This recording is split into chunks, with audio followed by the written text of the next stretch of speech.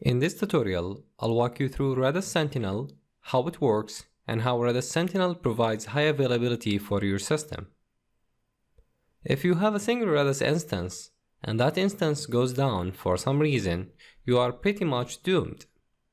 Because your application depends on Redis to store data, and if your data source is down, your application is out of luck.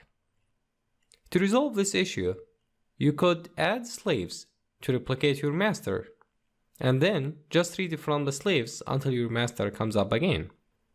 Though this is one way to do it, there is a more reliable way to do that. Simply, it's Redis Sentinel. Redis Sentinel is a system designed to help managing Redis instances.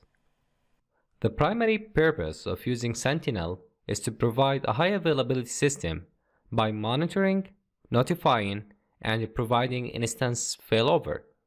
Sentinel performs the three tasks. Monitoring. This is basically when Sentinel checks if the master and slave instances are working as expected. Notification. This is when Sentinel notifies other programs or other system administrators via an API when there is something wrong with the monitored instances. Automatic failover. On a master failure, Sentinel promotes one of the slaves to become the new master and then make the other additional slaves use the new master. It's worth to mention that Sentinel acts as the source of authority for clients. Clients connect to Sentinel in order to ask for the address of the current Redis master. Let us dig deep into Sentinel and see how do Sentinels work. Generally, we have Redis client who send the Redis master a request, and Redis master serve that request. Now, if the master node is doomed for some reason, we automatically connect to Redis slaves to serve as the new master. Now, where are Sentinels in this picture? Sentinels come as another layer in front of Redis master. So basically, we set up additional servers.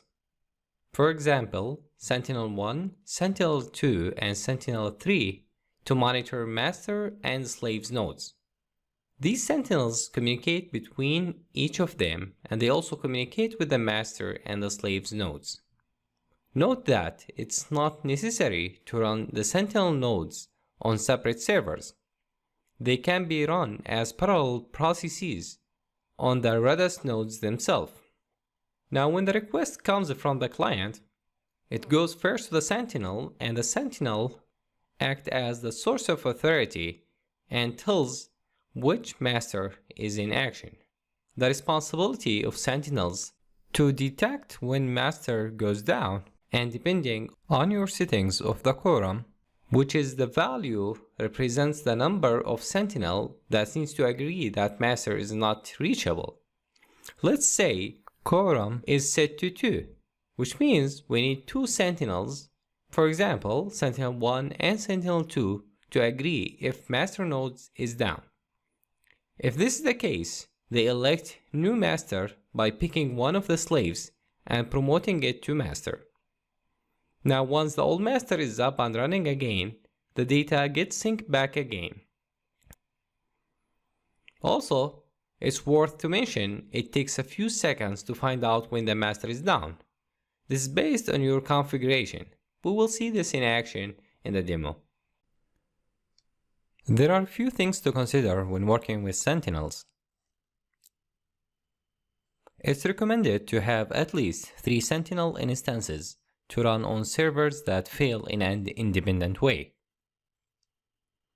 Though it's not necessary to run the Sentinel nodes on separate servers, they can be run as parallel processes on the Redis nodes themselves. Redis client must have Sentinel support. For example, if you're using a Java application client or a Python application client, you need to make sure that this client supports working with Sentinels. Another point I want you to know about the Redis Sentinel that Redis Sentinel itself is nothing more than a specific execution mode of the Redis server itself. Redis Sentinel has a set of APIs that provide information on the running instances. For example, you can run a specific command like Sentinel masters, which show a list of monitored masters and their states. To know more about Redis Sentinel, you can navigate to the following URL and read more about it.